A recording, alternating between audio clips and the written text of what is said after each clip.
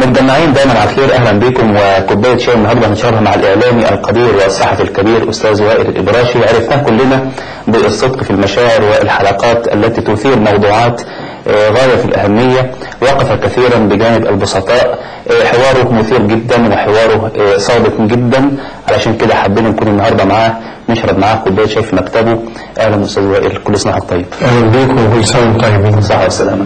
استاذ وائل الابراشي رئيس تحرير جريده مجله حياتنا ستصدر قريبا ان شاء الله تعالى. اول عدد هيكون هديه لنا في قناه الناس باذن الله. ان شاء الله ان شاء الله. استاذ وائل، نخش في الموضوع على طول. الصحف المستقله والصحف القوميه كيف تراها الان؟ ناس بتقول الصحف القوميه في ظل انتشار الصحف المستقله والمعارضه يمكن بقت غير مقروءه الى حد ما.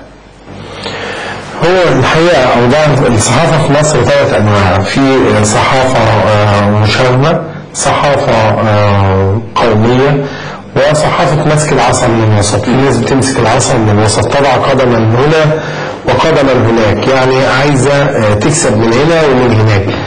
الحقيقه الصحافه المشاغبه في بعض الصحف الخاصه هي من صحافه مسك العصا من الوسط، والصحافه المشاغبه بمعنى انها مش نازله الحياه عشان تشاغب فقط، ولكن الى حد ما استطاعت ان تكتسب مساحات كبيره، واستطاعت انه يبقى انتمائها الاساسي للناس. يعني انا فهمت الصحافه انها الولاء للناس وليس للسلطه اي سلطه، الولاء للوطن وليس للنظام اي نظام.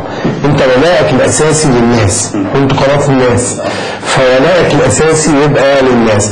هكذا هي الصحافه. هتلاحظ انه انا بسميها الصحافه الخاصه هي التوصيف الافضل، لانه مفيش حاجه اسمها، دايما يقول لك انت صحافه مستقله يجب ان تكون محايدا. مفيش حاجه اسمها محايد، الحقيقه هو الفشل.